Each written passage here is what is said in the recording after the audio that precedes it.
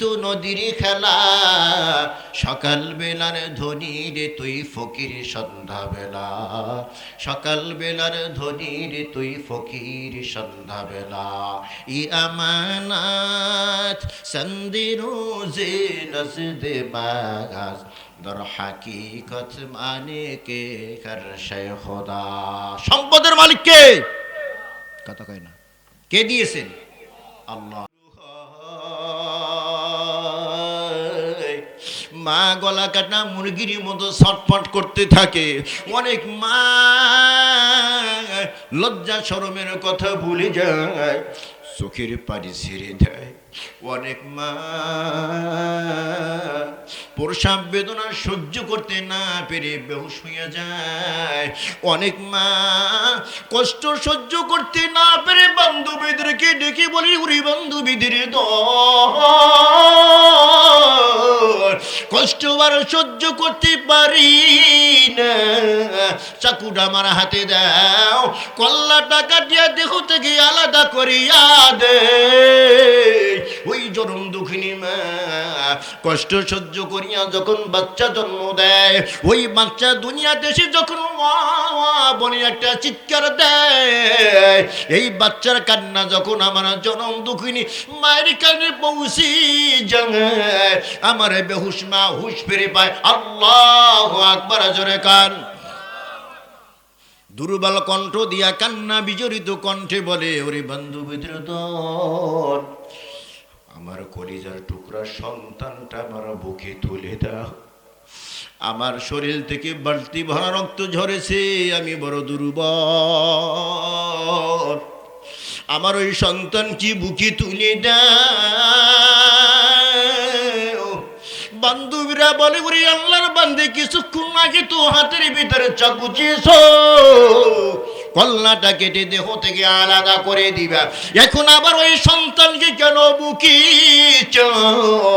আমার মা স্বস্তির নিঃশ্বাস ছেড়ে দিয়া বলে, বান্ধবীরা তোরা বুঝবি না, আমার এই সন্তানের কচি মুখের কান্নার আওয়াজ যখন আমি মায়ের কানে পৌঁছে যায়, আমি মা অতীতের সব দুঃখ কষ্ট গুলো মূর্তির ভিতরে ভুলে যায়।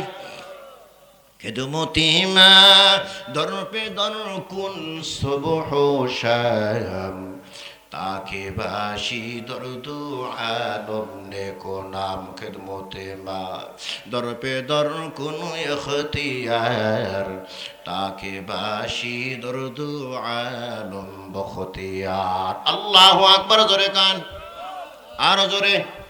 মা বাবার সাথে কেমন আচরণ হবে? কথা কয় না, আরো জোরে কান। মা বাবার সাথে ভালো আচরণ। মা যদি তোমার উপরে বেজার হয়, আমার আল্লাহ বেজার। নাউজুবিল্লাহ। মা যদি তোমার উপরে খুশি হয়, আমার আল্লাহ খুশি।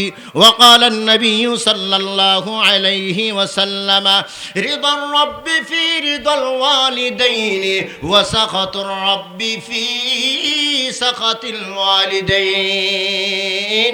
মা বাবা যদি তোমার উপরে খুশি হয়, আমার আল্লাহ তোমার উপরে খুশি। মা বাবা যদি তোমার উপরে বেজার হয়, তাহলে আমার আল্লাহ তোমার উপরে বেজার। হতে পারে তুমি বড় মুফতি সাহেব, হতে পারে তুমি বড় বক্তা, হতে পারে তুমি বড় ইমাম সাহেব, হতে পারে তুমি বড় হুজুর, এমনকি হতে পারো তুমি একজন সাহাবী। যদি তুমি সাহাবীও হও আর তোমার মা বাবা যদি তোমার উপরে বেজার হয়, তাহলে আল্লাহ তাআলা বেজার। আল্লাহ যদি তোমার উপরে বেজার হয়, তোমার জন্য জাহান্নাম ওয়াজিব, আল্লাহ তাআলা জান্নাত তোমার জন্য হারাম। রাখুন, আরো জোরে কর। ওরে কিশোরগঞ্জের মুসলমানের যুবক ভাই, এই পর্দা নানানে মা, এই আশপাশে যুবক ভাই মাইকের আওয়াজ যদি শুনতে পাও, আজকে আলোচনা শুনে মায়ের কাছে মাপ চাও, বাবার কাছে মাপ চাও। মা যদি মাফ করিয়া দেয়, বাবা যদি মাফ করে দেয়, আল্লাহ তোমাকে মাফ করবে। মা বাবা যদি তোমাকে ক্ষমা করি না দেয়, আমার আল্লাহ তোমাকে ক্ষমা করবে না। কতক্ষণ ঠিক কিনা? ওই তো গতকালকে এক মা ফোন দিয়া বলে, সিদ্দিকী ভাই, একটা মাত্র আমার সন্তান, ওর বাবা পেটে থাকতে দুনিয়া হতে বিদায়। ওই সন্তানের মুখের দিকে চাইয়া আমার রূপ যৌবন সব বিসর্জন দিয়েছি। দ্বিতীয় আর এক জায়গায় আমি বিবাহ বসি নাই। অনেক কষ্ট করে সন্তানকে মানুষ বানাইলাম, লেখাপড়া করাইয়া বড় বানাইয়া বিদেশে পাঠাইলাম। বিদেশ থেকে আসলো, বিবাহ করাই দিলাম। দ্বিতীয়বার যখন বিদেশি যায়, 5টা বছর কাটাইলো। ওই 5 বছরে একবারও আমার সাথে ফোন দিয়া কথা বলি নাই, আমাকে টাকা পয়সাও দেয় নাই। 5 বছর পর বাড়িতে আসলো, ওর লাকিচির দিকেও আমি তাকাই না, ওর মানি ব্যাগের দিকেও আমি তাকাই না। আমার টাকা পয়সার দরকার নাই, বিদেশি কোনো মালেরও দরকার নাই। ও যদি আইসা আমাকে মা বলে একটা ডাক দিত, আমার কলিজাটা ঠান্ডা হয়ে যাইত। হুজুর একটু দোয়া কইরা দেন, টাকা পয়সা কিছুই চাই না, আমার সন্তান যেন আমাকে মা বলিয়া ডাক দেয়। কারণ মায়ের কাছে মা ডাকের উপরে আর কোনো ভালোবাসার জিনিস নাই, ঠিক কিনা? সন্তান মায়ের সাথে রাগ করেছে, মা সন্তানকে শাসন করতে গিয়েছে, সন্তান মায়ের সাথে রাগ করেছে। মায়ের সাথে সন্তান রাগ করিয়া 3 দিন পর্যন্ত মা বলিয়া ডাক দেয় না। মায়ের মুখে 3 দিন পর্যন্ত খানা যায় না। স্বামী জিজ্ঞাসা করে, প্রাণের বিবি আমার, তোমার মুখ কেন মলিন দেখা যায়? তোমার মুখ কেন মলিন দেখা যায়? স্ত্রী তখন জবাব দেয়, প্রাণের স্বামী আমার, তোমার সন্তান 3 দিন পর্যন্ত রাগ করি আমি মাকে মা বলিয়া ডাক দেয় না। আর 3 দিন পর্যন্ত আমার মুখের ভিতরে কোনো দানা পানিও যায় না। কারণ আমি ওর মা ডাকের ভিতরে যতটা মজা পাই, দুনিয়ার কোনো খাবারের ভিতরে আমি ততটা মজা পাই না। জোরে কোন ঠিক কিনা? ওয়াবিল ওয়ালিদাইনি ইহসানা, মা বাবার সাথে ভালো আচরণ কর। মা বাবা যদি তোমার উপর বেজার হয়, তোমার জন্য আল্লাহর জান্নাতটা হারাম। জোরে কর নাউজুবিল্লাহ। এর যুবক ভাই, মা যদি জিন্দা থাকে, বাবা যদি জিন্দা থাকে, আজকে ক্ষমা চেয়ে নাও। আর যাদের মা বাবা জিন্দা নাই, বউয়ের তালে পড়িয়া হোক, শয়তানের ধোকায় পড়িয়া হোক, যৌবনের তাড়নায় হোক, মাকে কষ্ট দিয়েছো, বাবা কষ্ট দিয়েছো, আজকে মা দুনিয়াতে নাই, বাবা দুনিয়াতে নাই।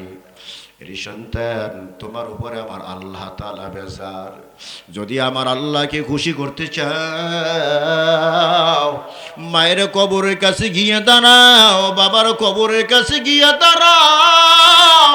যদি কিছু নাও পারো, অন্তত সূরা ইখলাস 3 বার পাঠ করিয়া, দুরূদ পাঠ করিয়া আল্লাহর কাছে বলো, আল্লাহ, এই হাদিয়া আমার মায়ের রুহের উপরে বকশিশ করে দিলাম। যখন এই হাদিয়া মা পেয়ে যাবে, মা তোমার উপরে খুশি হবে, বাবা তোমার উপরে খুশি হবে। বাবা দুনিয়াতে নাই, মা দুনিয়াতে নাই। বাবার রেখে যাওয়া বাড়ি দিয়ে আজকে তুমি আজকে বাড়ির মালিক। বাবা রেখে যাওয়া গাড়ি দিয়ে আজকে তুমি গাড়ির মালিক। বাবা রেখে যাওয়া ঘর দিয়ে আজকে তুমি ঘরের মালিক।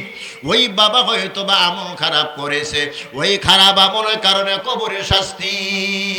ওই বাবার রেখে যাওয়া সম্পদ থেকে যদি বাবার নামে মায়ের নামে কিছু দান সদকা করিয়া দাও, এই দানের খবর যখন মা বাবার কাছে পৌঁছানো হবে, মা তখন খুশি হয়ে যাবে, বাবা তখন খুশি হয়ে যাবে।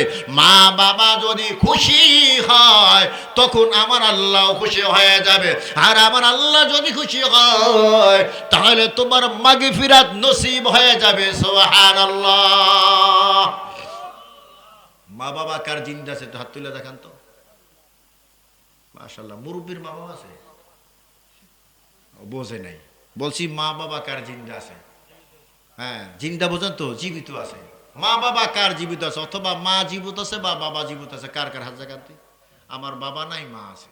মাশাআল্লাহ। আর অনেকেরই নাই।